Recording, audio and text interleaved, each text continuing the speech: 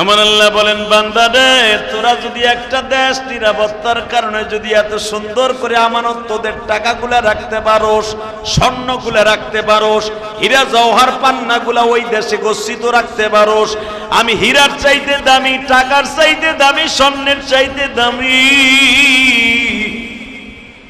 কারণ তোরা স্বর্ণ রাইখা দিছিস সিঙ্গাপুরে যেন চুরি না হয়, ডলার রাইখা দিছিস সিঙ্গাপুরে যেন চুরি না হয়, রূপা রাইখা দিছিস সিঙ্গাপুরে যখন চুরি না হয়। বান্দা, আমি রূপার চাইতে, স্বর্ণের চাইতে, হীরা জওহর পান্নার চাইতে দামি একটা জিনিস আমি বানাইছি, সেটা হলো আমার মানুষ। আর মানুষের কাছে আমি দামি জিনিস দিছি, তার নাম হলো নামাজ। এই নামাজটা ঠিক মতো যারা পড়বি তাদের জন্য আমি আল্লাহ 7টা আসমান বানাইছি। এই আসমানটা জানোস নি, আমি 6ষ্ঠ আসমানটা স্বর্ণ দিয়া বানাইছি। ওই আসমানটা পুরার মোটা হলো 750 বছরের রাস্তা। কি মনে করলেন আপনি? ওই স্বর্ণ দিয়া যে আসমানটা আমি বানাইছি 750 বছরের রাস্তা। আমাদের দেশের বাজার সিমেন্ট আর বালু আর রডের ঢালাই হলো 6 ইঞ্চি 5 ইঞ্চি, বুঝেন নাই? আর আমার আল্লাহ 6ষ্ঠ আসমানের ছাদ পুরার মোটা কত বড়? আল্লাহ বলতেছেন 700-750 বছরের রাস্তা হলো। যদি পৃথিবীর কোন বোরাক চালায়, জেট বিমান চালায়, যেই বিমানটা সেকেন্ডে 1 মাইল চলবে, সেকেন্ডে যদি 1 মাইল চলে একটা বিমান, জেট বিমান, অথবা 1 মিনিটে যদি 1 মাইল চলিয়া যায়, বাজান আমাদের দেশের প্রাইভেট 1 মিনিটে 1 কিলো যাইতে পারে। কথা কর না কেন? 1 মিনিটে 1 কিলো যাইতে পারে। আমার যে গাড়ি, এই গাড়িও 1 মিনিটে 1 কিলো যায়। আমার আল্লাহ বলেন, দুনিয়ার এমন এমন মানুষ বানাইছে জেট বিমান, এই বিমানটা সেকেন্ডে 1 মাইল। সেকেন্ডে কয় মাইল? জোরে কন, আরো জোরে। দুনিয়ার কোন জেট বিমান যেটা সেকেন্ডে 1 কিলো যায়, এমন একটা বিমান দিয়ে যদি আমার একটা আসমান ভেদ করতে চাস, তোরা জানোস নি রে বান্দা, 7,500 বছর লাগবে। কত বছর? আমার স্বর্ণ দিয়া বানাইছি যে আসমানটা, ওই আসমানটা জেট বিমান দিয়া ভেদ করতে লাগবে 7,500 বছর। তোরা দামি স্বর্ণ, হীরা জওহর পান্না রাইখা দিছর ব্যাংকে যেন চুরি না হয়। আর আমি তোদের ছাদ হিসাবে স্বর্ণ দিয়া 7টা আসমান বানাই রাখছি। এই স্বর্ণের চাইতে দামি আর একটা আসমান আছে, জানো? সেটা হলো 7ম আসমান। 7ম আসমান আমি আল্লাহ বানাইছি হীরা জওহর পান্না দিয়া। পান্না জীবনের নাম শুনছর, দেহস নাই রে বান্দা। ইয়াকুত জমরুদ তোরা নাম শুনছুর কোরআনে, কিন্তু দেখোস নাই। আমি মালিক 7ম আসমান বানাইছি ইয়াকুত পাথর দিয়া। ইয়াকুত পাথরের যদি জাররা পরিমাণে ইয়াকুত পাথর অথবা একটা খণ্ড ইয়াকুত পাথরকে আমি দুনিয়ার কোন জিনিসের সাথে তুলনা করতাম, এই পৃথিবীতে 40,000 বার বিক্রি হইতো। ওই আল্লাহ বলতেছে, আল্লাহু লা ইলাহা ইল্লা হুয়াল হাইয়ুল কাইয়্যুম। আমি এত ক্ষমতার মালিক রে বান্দা, তুই জানোস না আমি কত ক্ষমতার মালিক?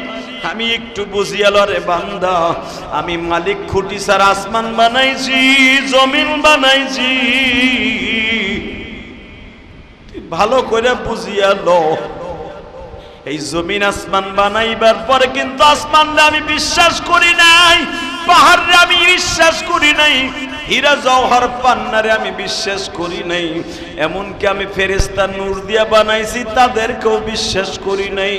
আমি মানুষকে বিশ্বাস করিয়া 5 ওয়াক্ত নামাজ ফরজ বানাই দিছি, 30টা রোজা ফরজ বানাই দিছি বান্দা। কারণ আমি জানি আমার এই কষ্টের আমানতটা তোদের ভিতর থেকে প্রকাশ ঠিক থাকে। বান্দা ভালো করে বুঝিস গো, যেই ব্যক্তি 5 ওয়াক্ত নামাজ ঠিক মতো পড়বে, আমার আমানতটা ঠিক থাকবে। 30টা রোজা যে রাখবি, আমার আমানতটা ঠিক থাকবে। সঠিকভাবে যখন ক্ষমতা প্রয়োগ করবি আমার আমানত ঠিক থাকবে। বান্দা মনে রাখিস রে, আমার আমানত যারা ঠিক রাইখা দুনিয়ার থেকে আসবি, আমি এই 10টা পৃথিবীর সমান একটা জান্নাত দিয়ে তোরে খুশি করব। শুধু আমি তোরে খুশি করব না রে বান্দা, আমি মালিক পারি না এমন কোন জিনিস নাই। এই 10টা পৃথিবীর সমান একটা জান্নাত যখন তোরে আমি বসাবো, স্বর্ণের চেয়ারে বসাবো, ফুরুশিম বাতাইনুহা ইস্তাবারাকু ওয়া জানাল জান্নাতাইনি দান, যেই খাটের উপরে তোরে বসাবো, যেই বিছানার উপরে বসাবো, সারা দুনিয়া যদি এক জায়গায় করস 40,000 বার বিক্রি করস, যেই খাটের উপরে তোরে বসাইয়া শোয়াবো ওই খাটের একটা পায়ার সমতুল্য হবে না। কারণ কি, তোর এত দামি জিনিস কেন ইউজ করতে দিব? একটাই মাত্র কারণ, তোর কাছে আমার পৃথিবীর আমানত রাখছিলাম গো। পৃথিবীর সবচেয়ে দামি আমানত তোর কাছে রাখছিলাম, সেটা হলো নামাজ। মারহাবা। জিবরাইল বলে, ইয়া রাসূলুল্লাহ, আপনার কাছে আনা যাবে না। কয় কেন? যদি আপনার কাছে আনতে যাই আপনি তারে কোলের থেকে নামাবেন না। সন্তানের মায়ায় আপনি আল্লাহকে ডেকে ডেকে বলবেন, মালিক, আমি যখন মেরাজে আসছি তোমার কাছে 2টা হাদিয়া চাই, আমার বাচ্চা 2টা আমার কোলে দাও, আমি বুড়াকে সইরা দুনিয়ায় লয়ে যাই। নবী, এই জন্য আপনার সন্তান 2টা সামনে আনা যাবে না, এমনকি আপনার বিবি খাদিজারও আপনার সামনে আনা যাবে না। কারণ আপনার বিবি খাদিজাও তো মারা গেছে, আপনার বিবি খাদিজাও হাজিরার আন্ডারে আছে। নবী, আপনার বিবিরও সামনে আনা যাবে না। মেরে ভাই ও দোস্ত বুজুর্গ, এই হাদিসের দ্বারা বোঝা যায় সন্তানের মায়া বিশ্ব নবীর অন্তরও ছিল। যদি যেই সমস্ত মা বোনদের বাচ্চাগুলা মারা গেছে গো বাবা, তাদেরকে যদি বলা হয় আমার মালিক আগামী শুক্রবার আপনার ছেলেটারে কবর থেকে জীবিত উঠাবে, আমার মন বলে সমস্ত মাইলস্টোন স্কুলের মা বাবাগুলা খাওয়ানো বাদ দিয়ে কবরের সামনে দাঁড়ায় থাকবে। ঠিক না বেটি? তবে দোয়া করি যারা মারা গেছে, ইব্রাহিম আলাইহিস সালামের কাছে চলে গেছে, আপনারা কান্নাকারি দরকার নাই গো মা, আমি জানি কান্না থামাইতে পারবেন না। ভাইয়ের, আপনার সন্তান মারা গেছে, কান্না থামানো সম্ভব নয়, বিশ্ব নবীর কান্নাও থামাইতে পারে নাই। কিন্তু আমি একটা ওসিয়াত করিয়ে যাই আপনাদের সামনে, সন্তানটা মারা গেছে যদি জায়নামাজে বসে কাঁদতে পারেন গো মা, বাবা, আপনি যদি মসজিদে বসে কাঁদতে পারেন, আপনার সন্তানের শোকটা যদি এইভাবে প্রকাশ করতে পারেন, অন্তরের পানিগুলা চোখ দিয়ে যদি বের করে দিতে পারেন গো, কিয়ামতের মাঠে আপনার এই ছেলেটা গেলমান হইয়া আপনারে খুঁজতে থাকবে। نحمده ونستعينه ونستغفره ونؤمن به ونتوكل عليه ونعوذ بالله من شرور أنفسنا ومن سيئات أعمالنا من يهده الله فلا مضل له ومن يضلله فلا هادي له الذي أرسل رسوله بالهدى ودين الحق ليظهره على الدين كله وكفى بالله شهيدا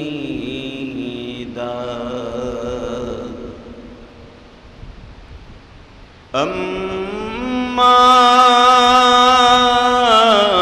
بعد فقد قال الله تبارك وتعالى فأعوذ بالله من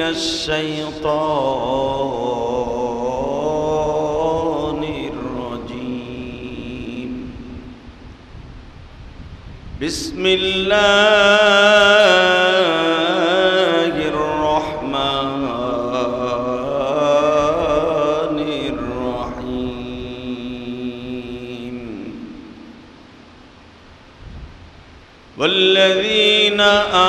آمنوا أشد حبا لله الله لا إله إلا هو الحي القيوم لا تأخذه سنة ولا نوم إن الله وملائكته يصلون على النبي يا أيها الذين آمنوا صلوا عليه وسلموا تسليما لا إله إلا الله لا إله إلا الله لا إله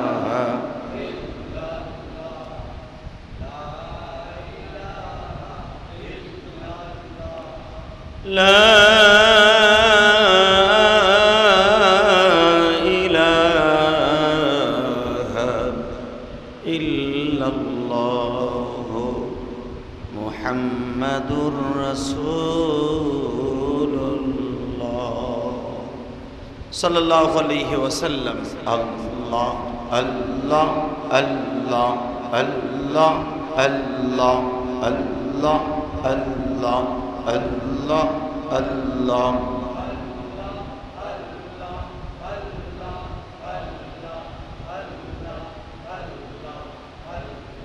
لا إله إلا الله محمد رسول الله সাল্লাল্লাহু আলাইহি ওয়াসাল্লাম। আল্লাহর জাকিরিন শাকিরিন মুহিব্বিন মুবাল্লিগিন, আল্লাহর প্রিয় মাহবুব বান্দারা, আল্লাহ রাব্বুল আলামিনের দপ্তরে লাখো কোটি শুকরিয়া জ্ঞাপন করছি যেই মহান মুদিমি আপনাকে আমাকে পবিত্র জুমার দিনে মুহররমের চাঁদের শেষ প্রান্তে আল্লাহ তাআলার ঘরে আগে আগে এসে বসবার তৌফিক দান করেছেন। ওই মহান মুনিবের শুকরিয়া আদায় করে জোরে সোরে বলি আলহামদুলিল্লাহ। প্রিয় বন্ধুগণ, আল্লাহ রাব্বুল আলামিন মানুষ বানিয়েছেন, মানুষগুলিকে সারা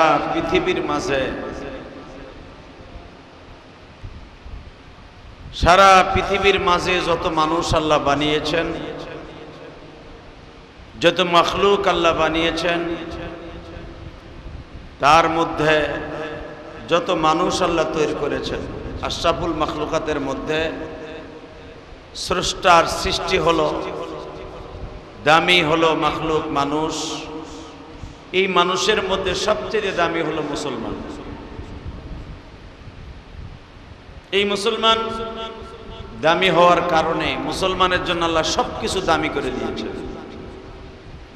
যেরকম ভাবে পৃথিবীর শ্রেষ্ঠ স্থান কাবা ঘর, ইন্না আউওয়ালা বাইতি উযিয়া লিন-নাস লাল্লাযী বিবাক্কাতা মুবারাকাও ওয়া হুদাল লিল আলামিন। পৃথিবীর সর্বপ্রথম ঘর, পৃথিবীর সর্বপ্রথম নাভি, যেই জমিনটাকে আল্লাহ তার কুদরতি হাত দিয়ে প্রথম বানিয়েছেন, প্রথম আল্লাহ কাবা ঘরের জায়গাটাকে, বিটিটাকে আল্লাহর কুদরতি হাতে আল্লাহ প্রথম নিজে তৈরি করেছেন। এই কাবা ঘরের থেকে আস্তে আস্তে করে জমিন বলতে বলতে বাড়তে বাড়তে বাড়তে আজকে সারা পৃথিবীতে আল্লাহ পাক জমিন সৃষ্টি করেছেন। খালাকাস সামাওয়াতি ওয়াল আরদি ফি সিত্তাতি আইয়াম, আল্লাহ 6 দিনে জমিন বানিয়েছেন। 6 দিনের মধ্যে এই আসমান জমিন যত এই পৃথিবী আল্লাহ বানিয়েছেন নদীর জায়গায় নদী, জমিনের জায়গায় জমিন, গাছের জায়গায় গাছ, পাহাড়ের জায়গায় পাহাড়। আল্লাহ সমস্ত কিছু মাত্র 6 দিনে বানিয়েছেন। তার ভিতরে সর্বপ্রথম যেই জায়গাটার ভিটিটা আল্লাহ নিজে তৈরি করেছেন, এই জায়গাটার নাম হলো কাবা ঘরের জায়গা। এই কাবা ঘরের জায়গাটা, ওখান থেকে আমার আল্লাহ রবারের মতো বলতে বলতে বড় করতে করতে করতে আজকে যেই জায়গায় বসে আছি, এই জায়গাটাও আল্লাহ ওই কাবা ঘরের সাথে অ্যাড করে দিয়েছেন। সারা পৃথিবীতে যত মসজিদ আছে, সমস্ত মসজিদের সভাপতি, হেড মসজিদ হলো কাবা ঘর। সারা দুনিয়ায়, সারা পৃথিবীতে আল্লাহ সুবহানাহু ওয়া তাআলা জুমার নামাজকে মুসলমানের জন্য ওয়াজিব করে দিয়েছেন। হয়তো সৌদি আরব আরো 3 ঘন্টা পরে, লন্ডনে আরো 5 ঘন্টা পরে, আমেরিকায় আরো 8 থেকে 9 ঘন্টা পরে, তাতে প্রায় আমাদের দেশে সন্ধ্যা হয়ে যাবে। সেই হিসাবে জুমার নামাজ আজকে সারা পৃথিবীতেই চলতেই থাকবে। আর এই জুমার নামাজটা এমন একটা নামাজ, যেই নামাজটা একমাত্র উম্মতে মুহাম্মাদির জন্য আল্লাহ স্পেশালিস্ট তৈরি করে দিয়েছেন। দুনিয়ার অন্য কোন নবীর উম্মতের জন্য এই জুমার নামাজ ওয়াজিব ছিল না। একমাত্র উম্মতে মুহাম্মাদিকে আল্লাহ রাব্বুল আলামিন এই জুমার নামাজ ওয়াজিব করেছেন। ঈসা নবী থেকে নিয়ে আদম নবী পর্যন্ত বিভিন্ন নবীর বিভিন্ন সময়ে পবিত্র একটা দিন ছিল। তার ভিতরে ঈসা নবী থেকে নিয়ে ইদ্রিস নবী পর্যন্ত, অর্থাৎ নূহ নবীর পর্যন্ত আল্লাহ সুবহানাহু ওয়া তাআলা শনিবার দিনটাকে আল্লাহ দামি করে দিয়েছেন। কারণ আল্লাহ শনিবারে দুনিয়া বানাবা স্টার্ট দিয়েছেন। কি বারে বানাবার স্টার্ট দিয়েছে? শুক্রবারে আল্লাহ সিদ্ধান্ত নিয়েছেন। মনে রাখতে হবে, এই মুহররমের চাঁদই আল্লাহ দুনিয়া বানিয়েছেন।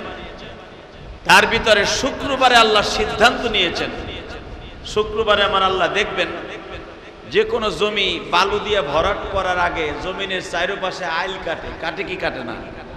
কথা বলেন না কেন? কোন একটা গাছ নদীর মধ্যে, পুষ্করিণীর মধ্যে লাগাবার জন্য একটা বাঁশ গাড়ে, প্রথম বাঁশ গাড়ে না, বাঁশ দিয়ে বেড়া দেয়। এরপরে যদি পানির মধ্যে ভরাট করে, বাঁশ দিয়ে বেড়া দিয়ে এরপরে বালু ফেলানো শুরু করে। ঠিক আমার আল্লাহ সর্বপ্রথম শুক্রবারে বাঁশ গাড়ছে কাবা ঘর যেখানে। সুবহানাল্লাহ বললেন না? আরো জোরে, আরো জোরে। সর্বপ্রথম আমার মালিক শুক্রবারের দিন কাবা ঘরের জায়গাটাকে তাইন করেছে। কিন্তু আমার আল্লাহ বানানো স্টার্ট দিয়েছে 11ই মুহররম থেকে, অর্থাৎ এই মাসের 11 তারিখ থেকে আমার আল্লাহ স্টার্ট দিয়েছে। সেই দিনটা ছিল শনিবার। এই শনিবার দিন আমার আল্লাহ বানানো শুরু করছে, বৃহস্পতিবার শেষ করছে। আমার আল্লাহ বলে, দুনিয়ার মানুষরা আমি দুনিয়া বানাইছি,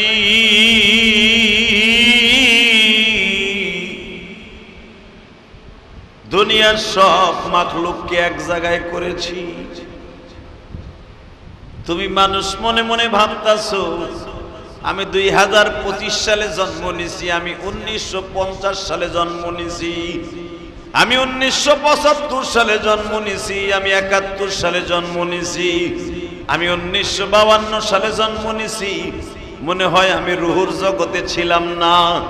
আমার মালিক বলেন, দুনিয়ার মানুষ কিয়ামত পর্যন্ত শুধু মানুষ না, একটা পিপিলিকাও যদি জন্ম নেয়, একটা মশাও যদি জন্ম নেয়, একটা মাছিও যদি জন্ম নেয়, আমি একই টাইমে এক জায়গায় রুহুর জগতে করিয়া আমি মালিক তাদের কানে কানে একটা আওয়াজ দিয়েছিলাম, আনা রব্বুকুমুল আ'লা আলাস্তু বিরব্বিকুম। ও দুনিয়ার মাখলুক, আমি কি তোমাদের রব না? সবাই এক বাক্যে বলেছিল কানু বালা। বলো কি, তুমি আমাদের রব, তুমি আমাদের সব। আমার মালিক বলেছিলেন, দুনিয়ার মাখলুক রে, আমি সারা দুনিয়ার মাখলুক একদিকে বানাইছি, একদিনে বানাইছি। মনে রাখবি, মুহররমের 10 তারিখ আমি দুনিয়া বানাইছি, মাখলুক তৈরি করছি মুহররমের 10 তারিখ। সব রুহুর জগতে আমি আল্লাহ ভাষণ দিয়েছি। ভাষণ দিয়ে বলেছিলাম, ও দুনিয়ার মানুষ, আমি তোমাদেরকে দুনিয়ায় পাঠাবো, এক এক সময় পাঠাবো। 1925 সালে, অথবা 1926 সালে, অথবা 2025 সালে, অথবা 2030 সালে, অথবা আমি তোমারে 30 সালে পাঠাবো, 30 সালে। মনে রাখো গো, আমি আল্লাহ যখন যারে পছন্দ করব তখন তারে ওই সময় পাঠাবো।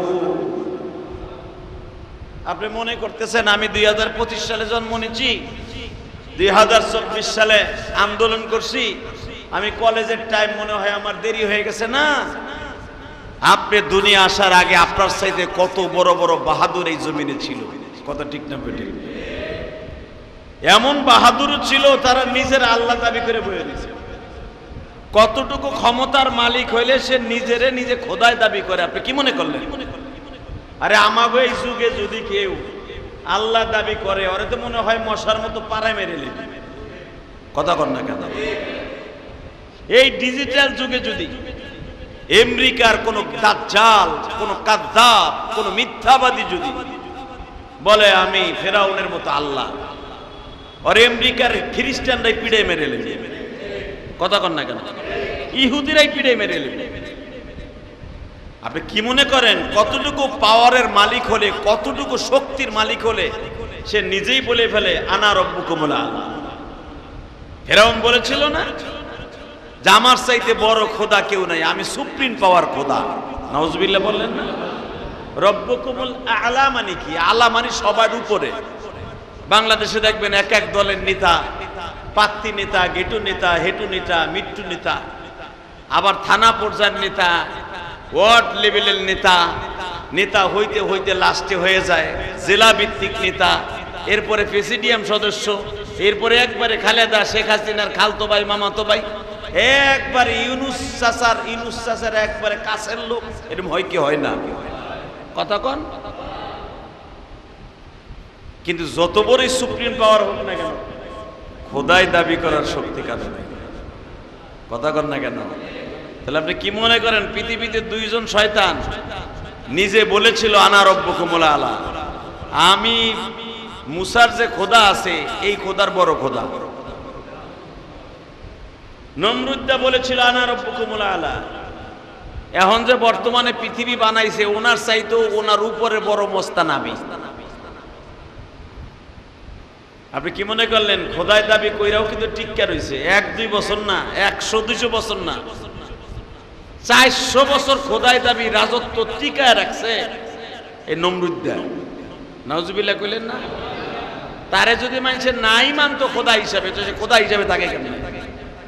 শেখ হাসিনার বিরুদ্ধে যদি মানুষে শেখ হাসিনারে সঠিকভাবে মাইনাই নিত, সে যে ডায়লগ দিয়েছিল যে মুক্তিযোদ্ধারা কোঠা পাবে না, কোঠা পাবে রাজাকারের ছেলেরা, এই এক কথায় তার জীবনের তরে সে বাংলাদেশ থেকে এমন আন্দোলন হইল যে আওয়ামী লীগ আলারাও তার বিরুদ্ধে হয়ে গেল। কথা কন না কেন? হালাকে মনে রাখবেন, নমরুদ যখন খোদাই দাবি করেছে, সারা পৃথিবী শাসন করছে শয়তান, এই বাংলাদেশও শাসন করছে শয়তান, এই সরাইলও শাসন করছে শয়তান। আপনি কি ভাবেন সরাইল তখন ছিল না? হয়তো সরাইল নাম আসিল না, নাম আসিল অন্যটা, কিন্তু বাংলাদেশের এই সরাইল গ্রামটা, সরাইল হয়তো 5 সরাইলের নাম যে কোনো এক ভদ্রলোক নাম রেখে গেছে, সরের উপরে ছিল না, যে কোনো কারণে রাখছে সরাইল। তো গোটা বাংলাদেশের ভিতরে প্রত্যেক গ্রামের নাম এক একটা ছিল। আগে দেখা গেছে যেই জায়গার নাম আসিল রামচন্দ্রপুর, ওই জায়গায় মুসলমানরা বেশি বসবাস করার কারণে হিন্দু নাম পরিবর্তন করে ইসলামপুর রাখছে। কথা কন না কেন? যেই জায়গায় নাম আছিল ভবানীপুর, অর্থাৎ আরে আমাকে গোপালগঞ্জে আছে একটা জায়গার নাম ভবানীপুর, অর্থাৎ ভবন শাহ, অর্থাৎ ভবন শাহ নামে সেই ভবানীপুরের নাম রাখছে ইসলামপুর। আছে না নাই? নাম মানুষ পরিবর্তন করতে পারে, ঠিক সরাইলের নামও পরিবর্তন হয়েছে, এই সুবারডাইনের নাম পরিবর্তন হয়েছে, কেরানীগঞ্জের নামও পরিবর্তন হয়েছে, কিন্তু ফেরাউন নমরুদ ওরাও কিন্তু এই দেশ শাসন করছে। কথা বলেন না কেন? আমার আল্লাহ বলেন দুনিয়ার মানুষে শাসক পরিবর্তন হবে, কিন্তু শাসক যাকে আমি আল্লাহ বসাইছি, আমি আল্লাহর ক্ষমতা কোনোদিন আমার কাছ থেকে কেউ ছিনাই নিতে পারবে না। সেই কথাই আমার আল্লাহ কোরআনে বলে, আল্লাহু লা ইলাহা ইল্লা হুয়াল হাইয়ুল কাইয়্যুম লা তা'খুযুহু সিনাতুন ওয়ালা নাওম। এ দুনিয়ার রাজা বাদশারা, মানুষেরা ভালো করে শোন, আমি দুনিয়া বানাইছি 6 দিনে, 12 মাসে বছর নির্ধারণ করছি, 30 দিনে 29 দিনে আমি মাস নির্ধারণ করছি, সপ্তাহ 7 দিনে করছি। আমি আল্লাহ দুনিয়া বানাইতে 7 দিন ইউজ করি নাই, আমি মাত্র খালাকাস সামাওয়াতি ওয়াল আরদি ফি সিত্তাতি আইয়াম, আমি 6 দিন ইউজ করছি। আমি পুরা সপ্তাহ আমি লাগাই নাই। কেন লাগাই নাই জানোস তুই? আমি আল্লাহ দেখায় দিছি দুনিয়া 6 দিনে বানাইছি ঠিকই, ধ্বংস করে দেব 1 সেকেন্ডে। আল্লাহ বলেন সরকার পরিবর্তন হবে, আমি বিশ্ব সরকার পরিবর্তন হব না। কারণ জানো দুনিয়ার সরকার নির্বাচিত হয় ভোটের মাধ্যমে, ঠিক না বেটি? ফেরাউন যখন ক্ষমতায় বসে তার মেজরিটি পার্সেন্ট মন্ত্রী সভা ডাকছে, মেজরিটি পার্সেন্ট ডাইকা দর্শক বলেন 3000 মন্ত্রী ছিল, তার 3000 মন্ত্রীর ভিতরে এমপি আছিল 9000। এই 9000 এমপির আন্ডারে আবার 22 এমপি ছিল, উপ এমপি ছিল আরো 9000। এই এমপি আর মন্ত্রী দিয়া প্রধানমন্ত্রী হিসাবে নমরুদ সারা দুনিয়া চালাইছে। যেরকম আমি আপনাদের দেখাই দেই, এই দেশ শাসন করেছে গড় গোবিন্দর আমলে, রাজা সেই ফেডালিজার আমলে, এলিজাবেথের আমলে, মনে রাখবেন এলিসার আমলে এই দেশ শাসন হইত। বড় বড় শয়তানের আকড়া নিয়া, ওই জামানায় মন্ত্রী ছিল না। বাচ্চা গড় গোবিন্দর ভাইগনার বাড়ি দেখবেন বাংলাদেশে অনেক জায়গায় আছে, আছে না নাই?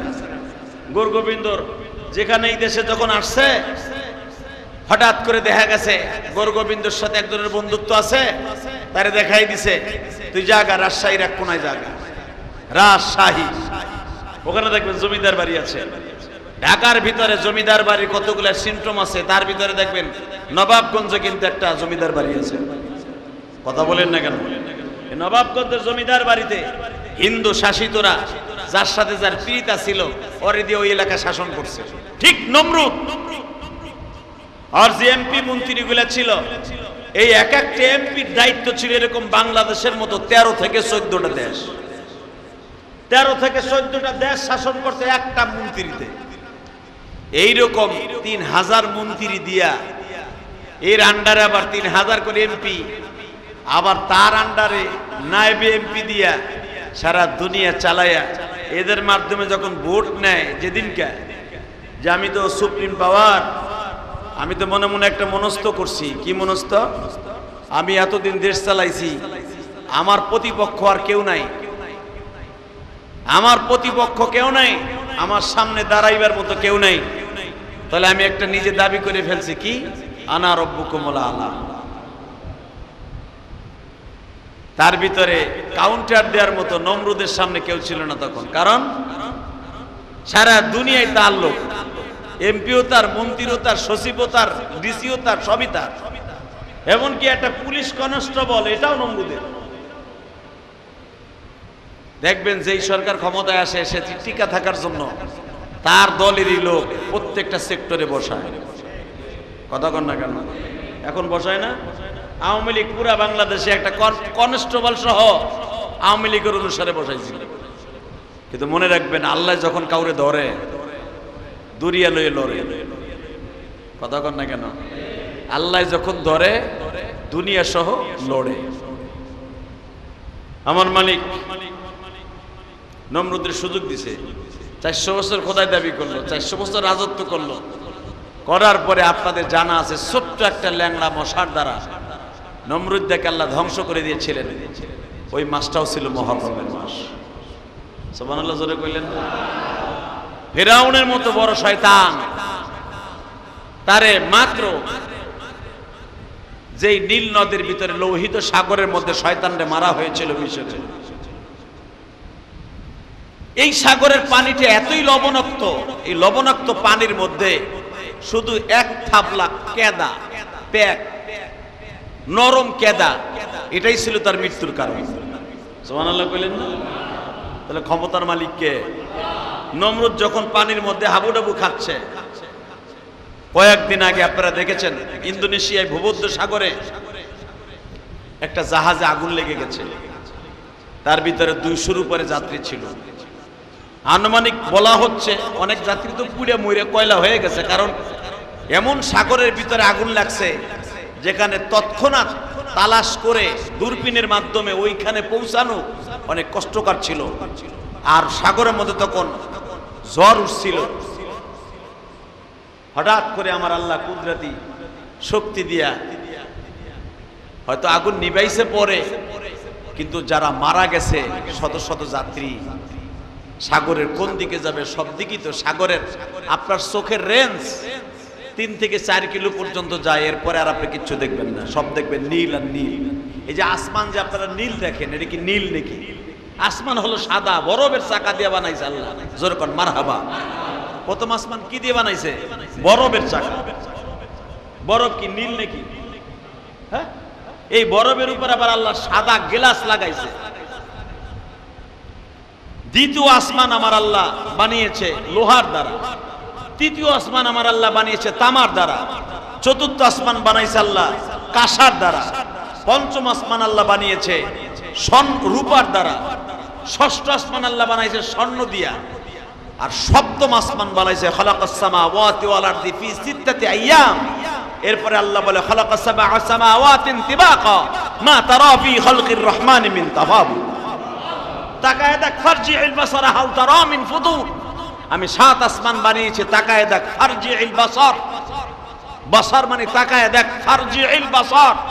বড় বড় ক্ষমতার দাপট দেখাস তোরা, 5 কোটি টাকার মালিক হয়ে তুই মনে করস তোর চাইতে বড় ক্ষমতার মালিক কেউ নাই। দেখ আমি আল্লাহ এই পৃথিবীতে তোদের মাথার উপরে যে ছাদটা বানাইছি, এটার নাম আসমান। এটার নাম কি? জোরে কন, আরো জোরে। আপনি থাকেন কিসের নিচে? আপনি ফট করে কইবেন ইলিয়াস রহমান জিহাদির 4 তলায় ছাদের নিচে, 3 তলায় ছাদের নিচে না। আমার ওই বাড়ির ছাদও থাকে আসমানের নিচে। কথা কন না কেন? সারা দুনিয়া সিঙ্গাপুর শহরে, মেরিনা শহর হলো সবচেয়ে দামি শহর। সিঙ্গাপুর এমন একটা দেশ, যেই দেশে এতই সিকিউরিটি, এতই নিরাপত্তা, পৃথিবীর কোন দেশ এরকম নিরাপত্তা আছে কিনা? কারণ আমেরিকার মতো দেশ, তাদের বিশ্ব ব্যাংক সিঙ্গাপুরে। মাটির নিচে অন্তত 12 থেকে 14 তলার উপরে খালি মাটির নিচে বিশ্ব ব্যাংক, আমেরিকান ব্যাংক, লন্ডনের ব্যাংক, মেন ব্যাংক। এরা তাকে দেশে বানায় নাই, এটা সিঙ্গাপুরে বানাইছে। সুবহানাল্লাহ কইলেন না? সাগরের পারে বানাইতে হয়েছে মেরিনা শহরে। লন্ডন তার নিজের দেশের লোকরে বিশ্বাস করে না, সিঙ্গাপুরে বিশ্বাস করছে। বাংলাদেশ বিশ্ব ব্যাংক, বাংলাদেশ তার নিজের ব্যাংকে টাকা রাখে না, টাকা রাখে সিঙ্গাপুরের ব্যাংকে। আপনি কি মনে করলেন সিঙ্গাপুরে? যদি ছোট্ট একটা দেশ, পৃথিবীর সবচেয়ে বড় বড় বিশ্ব ব্যাংকগুলো সিঙ্গাপুরে, যেটা মেরিনা শহরে। তো মেরিনা শহর যখন আমি ভিজিট করতেছিলাম, আল্লাহর একটা কুদরত দেখতেছিলাম। এই যে আইফোনের যে অ্যাপেল মেন অফিস, মেন কারখানা, মেন ঘাঁটি, এটা হলো সিঙ্গাপুরে। আমেরিকান কোম্পানি কোন, দুবাই কোম্পানি কোন, ভিয়েতনাম কোন, সব ওদের মেন হেড অফিস হলো আইফোনের সিঙ্গাপুরে, তাও সাগরের মাঝখানে। সুবহানাল্লাহ কইলেন না? চারিদিকে পানি, মাঝখানে আপেল আপেল একবারে 10 তলা পর্যন্ত মাটি পানির নিচে, ওখানে বোম্বিং করলো কিছুই হলো না। চিন্তা করেন কি প্রযুক্তি। তো পানির শহরে পানির ভিতরে বানিয়ে রেখেছে। আমি চিন্তা করলাম একটা জিনিস, যে ছোট্ট একটা দেশ, সারা দুনিয়ার বাচ্চাগুলা এই দেশটারে নিরাপত্তার দিক দিয়ে 1 নাম্বার বানায়, তাগো ব্যাংক এই দেশে রাখে, তাদের টাকা ডলার এই দেশে রাখে, কারণটা কি? চিন্তা ভাবনা করে দেখলাম এই দেশের মানুষ সভ্য শান্ত, এই দেশের মানুষ একজন আর একজনকে হিংসা করে না। ওই দেশটা পুরা দেশটা চালায় 3টা দেশের মানুষে, মনে রাখবেন। 1 নম্বরে চায়না, 2 নম্বরে 1 নম্বরে মালয়েশিয়া, 2 নম্বরে চায়না, 3 নম্বর হলো ইন্ডিয়া। ইন্ডিয়ার কেরালারা এই দেশের মন্ত্রী হইছে, চায়নারা মন্ত্রী। মালয়েশিয়ার একটা অঙ্গরাজ্য ছিল সিঙ্গাপুর, এত সুন্দর করে সিঙ্গাপুরটারে সাজাইছে, আল্লাহ সুবহানাল্লাহ বিহামদি, সুবহানাল্লাহ বিহামদি। কেন তার এত উন্নত হয়েছে? এই উন্নতর দিক দিয়ে 1 নম্বরে যাওয়ার কারণে পৃথিবীর অনেক দেশ তাদের দেশের নিরাপত্তার দিক দিয়ে 1 নম্বর মনে করে বিশ্ব ব্যাংক তারা ওখানে রাখছে। তখন আমি মনে মনে ভাবলাম মেরিনের শহরে যাইয়া সাগরের পারে, মালিক তোমার কাছে একটা কুদরাতি একটা জিনিস দেখতে চাই। সেটা হলো এইদিকে মালয়েশিয়া, এইদিকে ইন্দোনেশিয়া, এইদিকে সিঙ্গাপুর, কিন্তু তোমার সবচেয়ে কুদরাত হলো এটা, এইদিকে ভিয়েতনাম। চারদিকে একটা দেশ, বৃহত্তম একটা দেশ। সিঙ্গাপুরের মতো বেড়ে 24টা দেশের সমান হলো মালয়েশিয়া। এত বড় দেশ থাকার পরও পৃথিবীর অধিকাংশ ব্যাংকগুলো সিঙ্গাপুরে কেন? এত নিরাপত্তা হওয়ার কারণে যদি এই দেশে ব্যাংকে বিশ্বাস করে মানুষ রাখে, না জানি তুমি কত বিশ্বাসী, তুমি কত বিশ্বাস করে মানুষকে ক্ষমতা দিয়েছো, কত বিশ্বাস করে মানুষের মাঝে 5 ওয়াক্ত নামাজ দিয়েছো। যে 5 ওয়াক্ত নামাজ দুনিয়ার কোন মাখলুকরে আমি দিলাম না, মাখলুকরে না দিয়া আমি মানুষকে দিলাম। 30টা রোজা দুনিয়ার কোন গরু ছাগল কুত্তা বিলাইরে না দিয়া আমি মানুষকে দিলাম। কারণ পৃথিবীর বিশ্ব ব্যাংকগুলা সিঙ্গাপুরে রাখে বিশ্বাস করে নিরাপত্তার দিক দিয়া আমার আল্লাহ তার কুদরাতি যে শক্তিগুলা 5 ওয়াক্ত নামাজ, 30টা রোজা, হজ, যাকাত আমি বান্দার পরে ফরজ করলাম, এরা আমার আমানত ঠিক রাখবে। সুবহানাল্লাহ, জোরে কইলেন না? আমার আল্লাহ বলেন, বান্দা রে, তোরা যদি একটা দেশ নিরাপত্তার কারণে যদি এত সুন্দর করে আমানত তোদের টাকাগুলা রাখতে পারোস, স্বর্ণগুলা রাখতে পারোস, হীরা জওহর পান্নাগুলা ওই দেশে গচ্ছিত রাখতে পারোস, আমি হীরার চাইতে দামি, টাকার চাইতে দামি, স্বর্ণের চাইতে দামি। কারণ তোরা স্বর্ণ রাইখা দিছ সিঙ্গাপুরে যেন চুরি না হয়, ডলার রাইখা দিছ সিঙ্গাপুরে যেন চুরি না হয়, রূপা রাইখা দিছ সিঙ্গাপুরে যখন চুরি না হয়। বান্দা, আমি রূপার চাইতে, স্বর্ণের চাইতে, হীরা জওহর পান্নার চাইতে দামি একটা জিনিস আমি বানাইছি, সেটা হলো আমার মানুষ। আর মানুষের কাছে আমি দামি জিনিস দিছি, তার নাম হলো নামাজ। এই নামাজটা ঠিক মতো যারা পড়বি তাদের জন্য আমি আল্লাহ 7টা আসমান বানাইছি। এই আসমানটা জানোস নি? আমি 6ষ্ঠ আসমানটা স্বর্ণ দিয়া বানাইছি। ওই আসমানটা পুরার মোটা হলো 750 বছরের রাস্তা। কি মনে করলেন আপনি? ওই স্বর্ণ দিয়া যে আসমানটা আমি বানাইছি 750 বছরের রাস্তা। আমাদের দেশের বাজার সিমেন্ট আর বালু আর রডের ঢালাই হলো 6 ইঞ্চি 5 ইঞ্চি, বুঝেন নাই? আর আমার আল্লাহ 6ষ্ঠ আসমানের ছাদ পুরার মোটা কত বড়? আল্লাহ বলতেছেন 700-750 বছরের রাস্তা হলো। যদি পৃথিবীর কোন বোরাক চালায়, জেট বিমান চালায়, যেই বিমানটা সেকেন্ডে 1 মাইল চলবে, সেকেন্ডে যদি 1 মাইল চলে একটা বিমান, জেট বিমান, অথবা 1 মিনিটে যদি 1 মাইল চলিয়া যায়, বাজান আমাদের দেশের প্রাইভেট 1 মিনিটে 1 কিলো যাইতে পারে। কথা কর না কেন? 1 মিনিটে 1 কিলো যাইতে পারে। আমার যে গাড়ি, এই গাড়িও 1 মিনিটে 1 কিলো যায়। আমার আল্লাহ বলেন, দুনিয়ার এমন এমন মানুষ বানাইছে জেট বিমান, এই বিমানটা সেকেন্ডে 1 মাইল। সেকেন্ডে কয় মাইল? জোরে কন, আরো জোরে। দুনিয়ার কোন জেট বিমান যেটা সেকেন্ডে 1 কিলো যায়, এমন একটা বিমান দিয়ে যদি আমার এক একটা আসমান ভেদ করতে চাস, তোরা জানোস নি রে বান্দা ৭,৫০০০ বছর লাগবে। কত বছর? আমার স্বর্ণ দিয়া বানাইছি যে আসমানটা, ওই আসমানটা জেট বিমান দিয়া ভেদ করতে লাগবে ৭,৫০০০ বছর। তোরা দামি স্বর্ণ হীরা জওহর পান্না রাইখা দিছের ব্যাংকে যেন চুরি না হয়, আর আমি তোদের সাদ হিসাবে স্বর্ণ দিয়া ৭টা আসমান বানাই রাখছি। এই স্বর্ণের চাইতে দামি আর একটা আসমান আছে জানো, সেটা হলো সপ্তম আসমান। সপ্তম আসমান আমি আল্লাহ বানাইছি হীরা জওহর পান্না দিয়া। পান্না জীবনের নাম শুনছর দেহস নাই রে বান্দা। ইয়াকুত জমরুদ তোরা নাম শুনছুর কোরআনে কিন্তু দেখোস নাই। আমি মালিক সপ্তম আসমান বানাইছি ইয়াকুত পাথর দিয়া। ইয়াকুত পাথরের যদি জাররা পরিমাণে ইয়াকুত পাথর অথবা একটা খণ্ড ইয়াকুত পাথরকে আমি দুনিয়ার কোন জিনিসের সাথে তুলনা করতাম, এই পৃথিবীতে ৪০,০০০ বার বিক্রি হইতো। এই পৃথিবী ৪০,০০০ বার বিক্রি করতি এতটুকু এক খণ্ড পান্না অথবা ইয়াকুত পাথরের বিনিময়ে। তাহলে বুঝিয়ে লও সপ্তম আসমান আমি কত পুরার মোটা বানাইছি জানোস নি? নিচের আসমান থেকে প্রথম আসমান হলো ৫০০ বছরের রাস্তা। এই আমি এক এক আসমানে বর্ণনা দেব, আপনি আল্লাহু আকবার বলবেন। এই আমাদের এই বিল্ডিং এ অর্থাৎ আমার মসজিদের ছাদের থেকে নিয়ে প্রথম আসমান যেটা নীল দেখেন, এটা কত বছরের রাস্তা? এই যে আপনি ভাবেন বৈজ্ঞানিকরা ১ সপ্তাহ ১ মাসে যায় আসমানে, ওটা আসমান না, ওটা পৃথিবীর মতো একটা গ্রহ।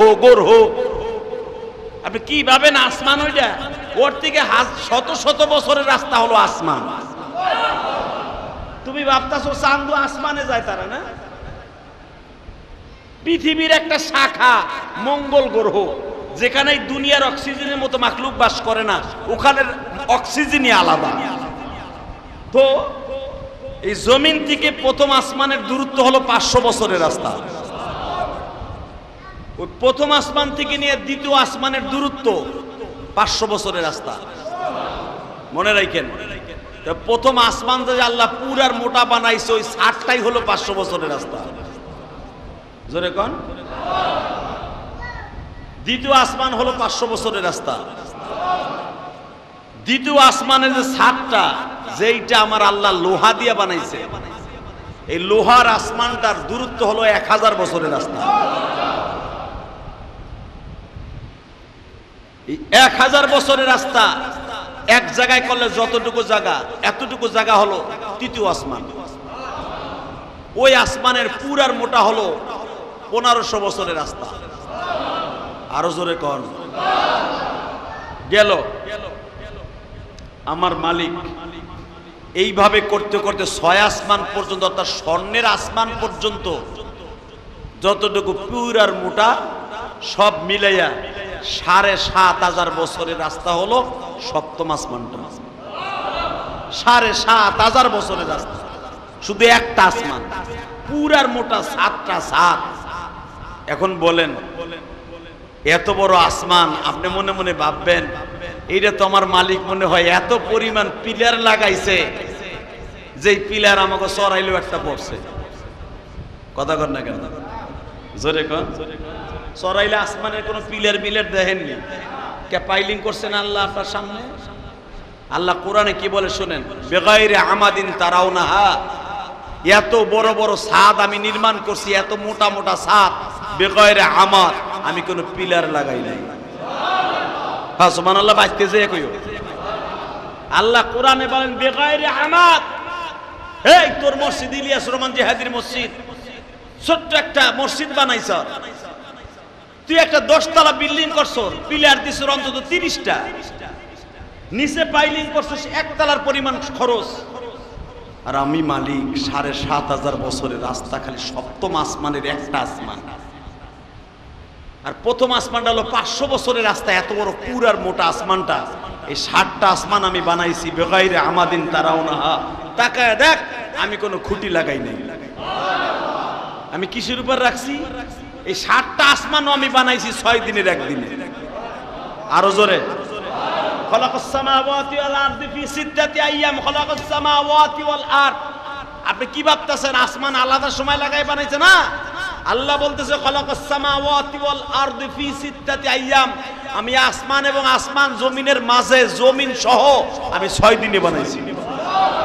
আমাগো একটা 1300 ফুটের ছাদের ছাদ ঢালাই দিতে 21 দিন 20 দিন 2 মাস সময় লাগে। কথা বলেন না কেন? আর আমার আল্লাহ 6 দিনের ভিতরে এত বড় বড় বিশাল ছাদ ঢালাই দিয়া তাও কোনো পিলার লাগায় নাই। ওই আল্লাহ বলতেছে আল্লাহু লা ইলাহা ইল্লা হুয়াল হাইয়ুল কাইয়্যুম, আমি এত ক্ষমতার মালিক রে বান্দা, তুই জানোস না আমি কত ক্ষমতার মালিক? আমি একটু বুঝিয়াল রে বান্দা, আমি মালিক খুঁটি সার আসমান বানাইছি, জমিন বানাইছি, ভালো করে বুঝিয়াল।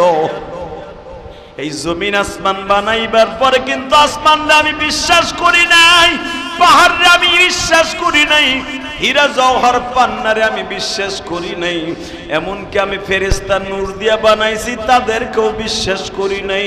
আমি মানুষকে বিশ্বাস করিয়া 5 ওয়াক্ত নামাজ ফরজ বানাই দিছি, 30টা রোজা ফরজ বানাই দিছি বান্দা। কারণ আমি জানি আমার এই কষ্টের আমানতটা তোদের ভিতর থেকে প্রকাশ ঠিক থাকে। বান্দা ভালো করে বুঝিস গো, যেই ব্যক্তি 5 ওয়াক্ত নামাজ ঠিক মতো পড়বে, আমার আমানতটা ঠিক থাকবে। 30টা রোজা যে রাখবি, আমার আমানতটা ঠিক থাকবে। সঠিকভাবে যখন ক্ষমতা প্রয়োগ করবি, আমার আমানত ঠিক থাকবে। বান্দা মনে রাখিস রে, আমার আমানত যারা ঠিক রাইখা দুনিয়ার থেকে আসবি, আমি এই 10টা পৃথিবীর সমান একটা জান্নাত দিয়ে তোরে খুশি করব।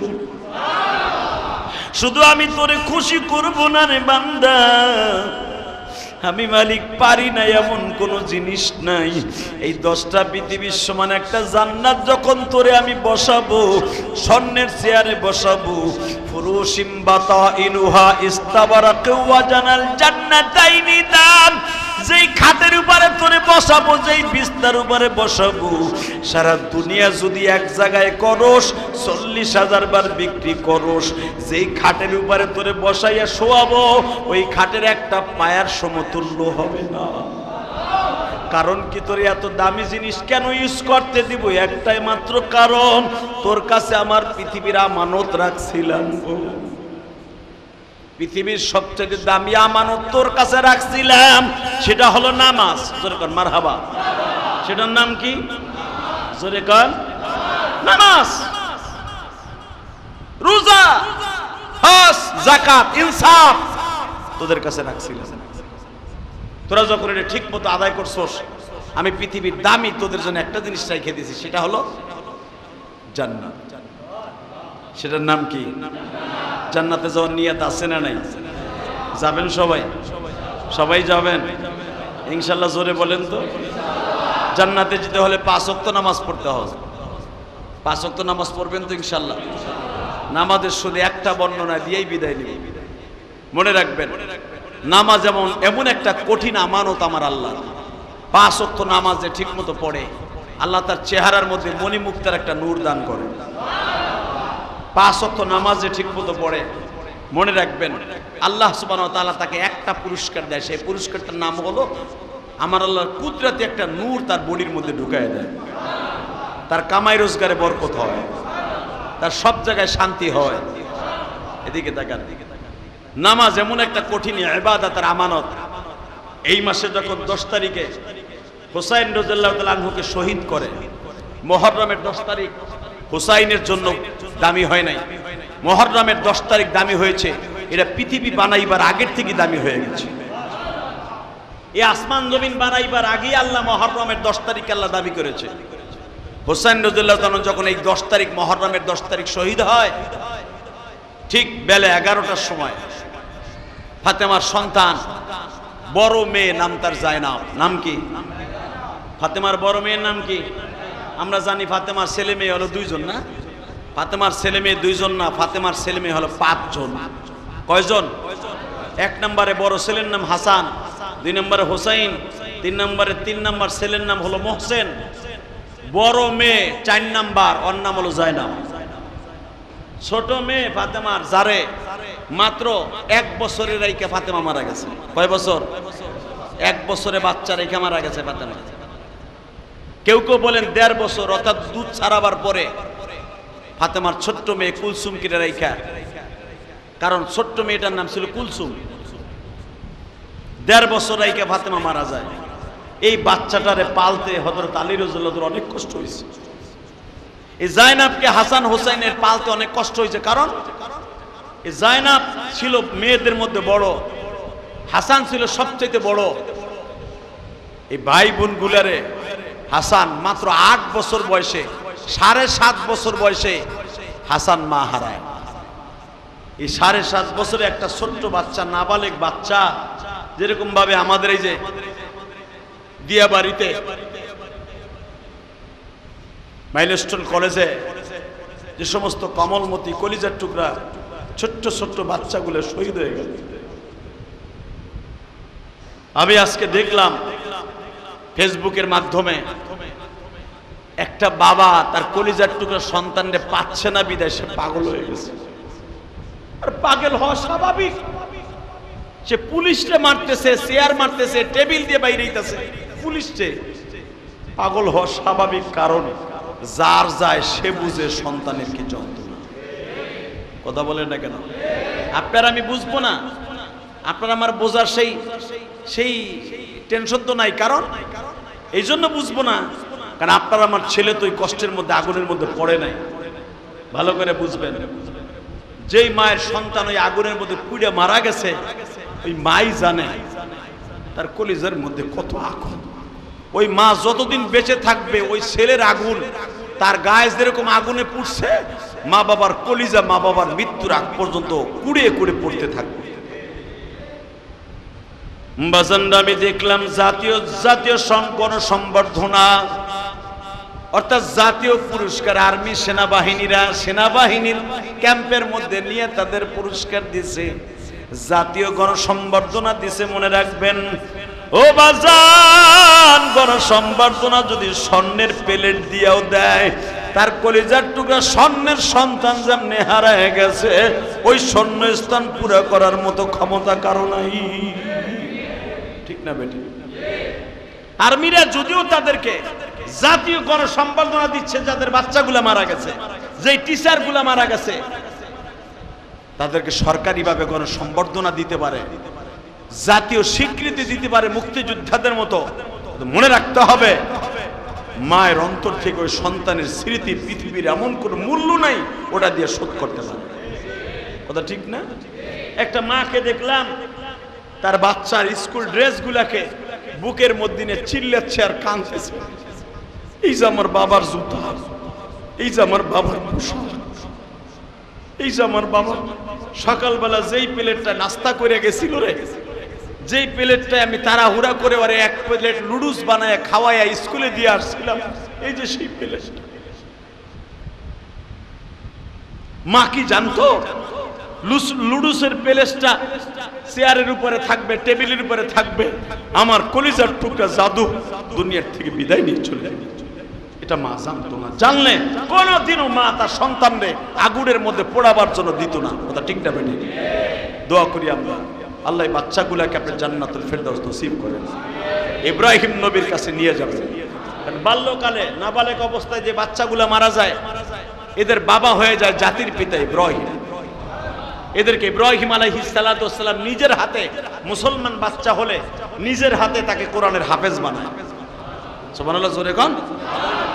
এবং এদেরকে লালন পালন করে বিশ্ব নবী। আমার নবী মেরাজের রাত্রে যায় দেখে ছোট্ট ছোট বাচ্চাগুলা ইব্রাহিম আলাইহিস সালামের কাছে বইয়া বইয়া আমার নবী কোরআন তেলাওয়াত করতেছে। আমার নবী জিজ্ঞেস করলেন, এই ছোট বাচ্চার মধ্যে আমারও তো 2টা পোলা মারা গেছে, আব্দুল্লাহ তাহের, এই 2টা কো? বিশ্বনবী মিরাজ অবস্থায় যেয়ে দেখে, কারণ মা খাদিজার 2টা ছেলেও ছিল, মক্কি জিন্দেগিতে মারা গেছে, মিরাজও হয়েছে মক্কি জিন্দেগিতে, মিরাজের আগে নবী মেরাজে যে জিজ্ঞেস করে আমারও তো দুইটা পোলা মারা গেছে, ওই দুইটা কই? হঠাৎ করে এক ফেরেশতা বলে, জিবরাইল বলে, ইয়া রাসূলুল্লাহ আপনার বাচ্চা দুইটাও ইব্রাহিম আলাইহিস সালামের কাছে কোরআন শিখতেছে। তাহলে দেও না আমার বাচ্চা দুইটা, আমার কোলে দেও না, আমি একটু আদর করি। তাহলে বোঝা গেল সন্তানের যন্ত্রণা আবার বাবা আমার নবীর অন্তরেও ছিল। যখন বলেছে আমার ইব্রাহিম আব্দুল্লাহ, আমার ইব্রাহিম আর আব্দুল্লাহর একটু ডাক দাও না, কাসেমকে ডাক দাও না, আমি একটু কোলে নেই। জিবরাইল বলে, ইয়া রাসূলুল্লাহ আপনার কাছে আনা যাবে না। কয় কেন? যদি আপনার কাছে আনতে যাই আপনি তারে কোলের থেকে নামাবেন না। সন্তানের মায়ায় আপনি আল্লাহকে ডেকে ডেকে বলবেন, মালিক আমি যখন মেরাজে আসছি তোমার কাছে দুইটা হাদিয়া চাই, আমার বাচ্চা দুইটা আমার কোলে দাও, আমি বুড়াকে সইরা দুনিয়ায় লয়ে যাই।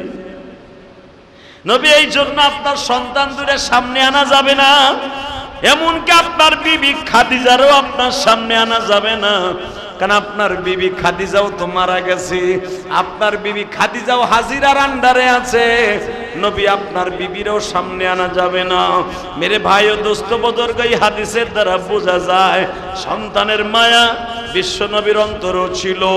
যদি যেই সমস্ত মা বোনদের বাচ্চাগুলা মারা গেছে গো বাবা, তাদেরকে যদি বলা হয় আমার মালিক আগামী শুক্রবার আপনার ছেলেটারে কবর থেকে জীবিত উঠাবে, আমার মন বলে সমস্ত মাইলস্টোন স্কুলের মা বাবা গুলা খাওয়ানো বাদ দিয়ে কবরের সামনে দাঁড়ায় থাকবে। ঠিক না বেটে? তবে দোয়া করি যারা মারা গেছে ইব্রাহিম আলাইহিস সালামের কাছে চলে গেছে, আপনারা কান্নাকারি দরকার নাই গো মা, আমি জানি কান্না থামাইতে পারবেন না। ভাইরা আপনার সন্তান মারা গেছে, কান্না থামানো সম্ভব নয়, বিশ্ব নবীর কান্নাও থামাইতে পারে নাই। কিন্তু আমি একটা ওসিয়াত করিয়ে যাই আপনাদের সামনে, সন্তানটা মারা গেছে যদি জায়নামাজে বসে কাঁদতে পারেন গো মা, বাবা আপনি যদি মসজিদে বসে কাঁদতে পারেন, আপনার সন্তানের শোকটা যদি এইভাবে প্রকাশ করতে পারেন, অন্তরের পানিগুলা চোখ দিয়ে যদি বের করে দিতে পারেন গো, কিয়ামতের মাঠে আপনার এই ছেলেটা গেলমান হইয়া আপনারে খুঁজতে থাকবে। দোয়া করেন না যে কমলমতি বাচ্চাগুলা জান্নাতের ফুলগুলা মারা গেছে, আল্লাহ এদের মা বাবাকে আপনি ধৈর্য ধারণ করার তৌফিক দান করেন। আল্লাহ মাইলস্টোন স্কুলের এন্ড কলেজের যত ছাত্র শিক্ষিকা মারা গেছে যারা মুসলমান, আল্লাহ তাদের জান্নাতুল ফেরদাউস নসিব করেন, আল্লাহ তাদের সবাইকে মাফ করে দেন। সবচেয়ে বেশি কষ্ট পাইছি একটা বাচ্চার আহাজারি দেখে।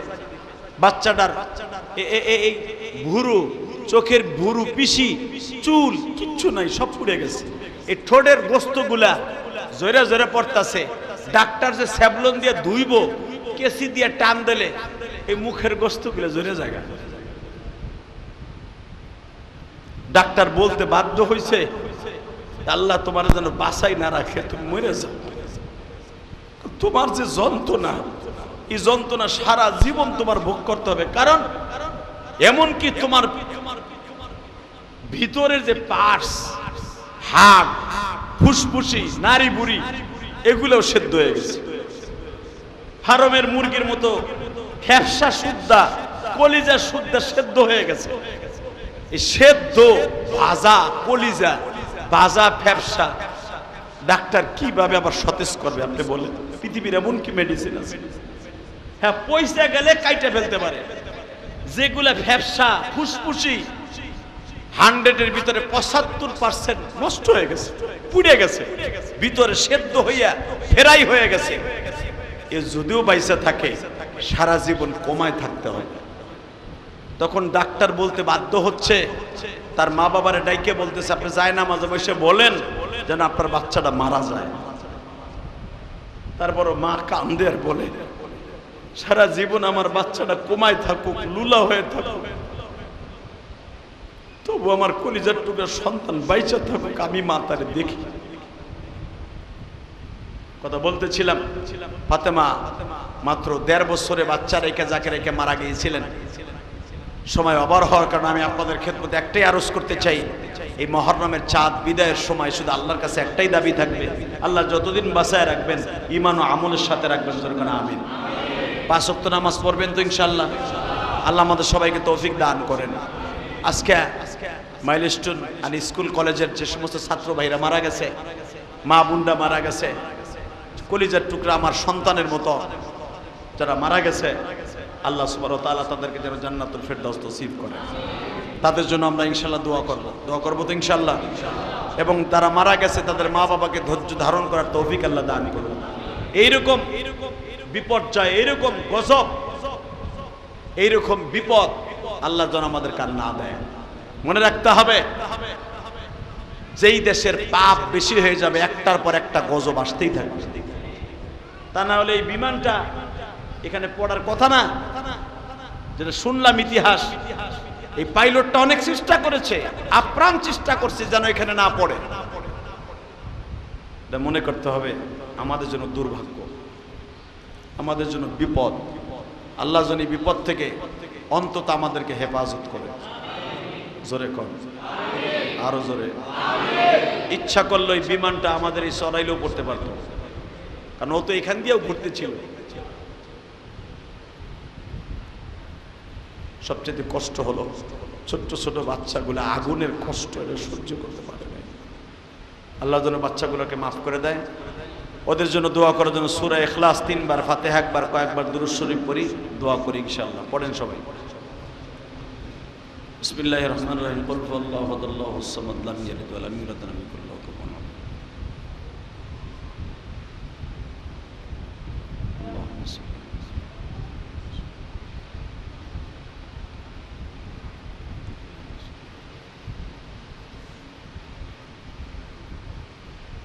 اللهم صل على محمد وعلى آل محمد.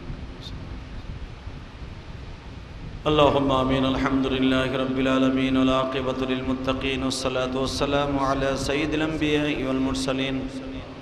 ربنا فاغفر لنا ذنوبنا وكفر عنا سيئاتنا وتوفنا مع الأبرار.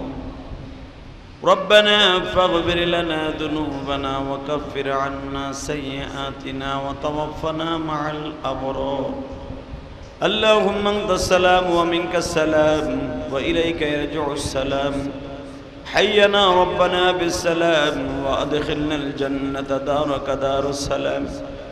تباركت ربنا وتعاليت يا ذا الجلال والإكرام. رب العالمين তুমি তাকায় দেখো, এই পৃথিবী ছাড়ার সময় হয়ে গেছে আল্লাহ। কখন চলে যাব কেউই জানি না। আল্লাহ ওই দিয়াবাড়ির স্কুল কলেজের ছোট্ট ছোট্ট কবের মতে জান্নাতের ফুলগুলি সকালবেলা স্কুলের ব্যাগটা লইয়া, টিফিনের বাটিটা লইয়া স্কুলে গেছে ঠিকই, কিন্তু ওরা জানতো না ওদের হায়াতে জিন্দেগি 21শে জুলাই একটা 12 মিনিট বা একটা 15 মিনিটে চলে যাবে, বুঝতেও পারে না। কিন্তু তুমি জানতা গো মালিক, আমরা গুনাহগার বলে এইভাবে আর আমাদেরকে কষ্ট দিও না। যার হারাইছে সে বুঝিছে, যার হারাইছে সে বই যাছে, মালিক তুমি জানো।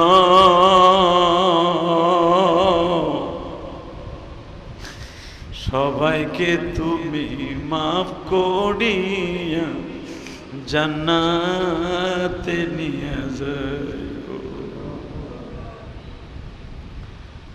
আল্লাহ তাআলা কতজনে দোয়া চাইছে। তোমার এক বান্দি জুমার মসজিদে আসার আগে 900 টাকা দিয়া বলে, হুজুর এক মাস 400 টাকা আপনার মসজিদে দিছে, আর আমি 500 টাকা দিলাম। আমার সন্তানের জন্য আর ওই মায়ের জন্য দোয়া করবেন। সন্তান তার মাকে বাড়ির থেকে বাইর করে দিতে চায়। আহারে মা কতটুকু কষ্ট পাইলে আমাদের কাছে দোয়া চায় গো।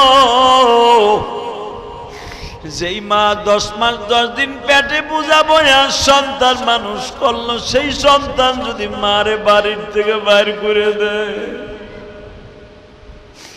এই মা আমাদের কাছে দোয়া চায়, আল্লাহ তুমি এইরকম সন্তানদেরকে হেদায়েত নসিব করে দাও গো। আল্লাহ এরকম সন্তানদেরকে তুমি হেদায়েত নসিব করিয়া দাও। আহারে মার মতো দরদি এই জগতে নাই। এইটা বেশি করে পরিষ্কার হয়ে গেল। মাইলস্টোন কলেজের ছাত্র ছাত্রীরা মারা গেছে, মায়ের আহাজারি, মায়ের কষ্ট।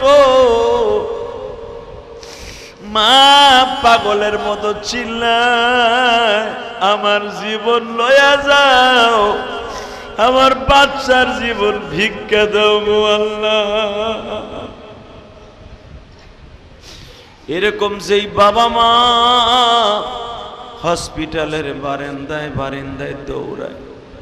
একজন বাবা বলল, দিয়াবাড়ি থেকে আমি হসপিটাল পর্যন্ত 13 কিলোমিটার দৌড়াইয়া গেছি, আমি নিজেও বলতে পারবো না এই 13 কিলোমিটার দৌড়াইছি, আমার একটু কষ্ট হয়েছে। এত কষ্ট যেই মা বাবা সহ্য করে সন্তান মানুষ করে, ওই সন্তান যদি মা বাবারে কষ্ট দেয়, কলিজার মধ্যে একটা ছিদ্র হয়ে যায়। আল্লাহ তোমার যেই পাগলি বৃদ্ধা মায়ের মতো আমার কাছে দোয়া চাইছে আসার আগে, তার সন্তানটাকে তুমি হেদায়েত নসিব করে দাও গো আল্লাহ। আল্লাহ আমাদের দোয়া কবুল মঞ্জুর করে নাও। মাইলস্টোন স্কুল কলেজের যারা মারা গেছে তাদেরকে মাফ করে দাও গো আল্লাহ। ওদের বাবা মাকে ধৈর্য ধারণ করার তৌফিক দিয়ে দাও আল্লাহ। স্কুলের যা ক্ষয়ক্ষতি হয়েছে আল্লাহ আপনার গায়বী খাজানার থেকে পুরা করার তৌফিক দিয়ে দাও আল্লাহ। যেই শিক্ষকেরা বাচ্চাগুলা বাঁচাবার জন্য, আরে তোমার বান্দি অনেক কষ্ট করে বাচ্চাগুলা বাঁচাইতে চাইছে, কিন্তু তুমি আজাইলের দ্বারা নিয়ে যাবা। বাচ্চা বাঁচাইছে ঠিকই, তোমার হুকুমে তোমার বান্দি কবরে চলে গেছে। আল্লাহ যে এত বড় দেশপ্রেম, পরের বাচ্চার জন্য এত কষ্ট করতে পারে, তুমি তাকে কবরে কষ্ট দিও না। মানুষ হিসাবে কোনো ভুল ত্রুটি থাকলে মাফ করে দিও আল্লাহ। আমার দেশের সেনাবাহিনী আপ্রাণ চেষ্টা করছে আল্লাহ, সেনাবাহিনীদেরকে তুমি কবুল মঞ্জুর করো।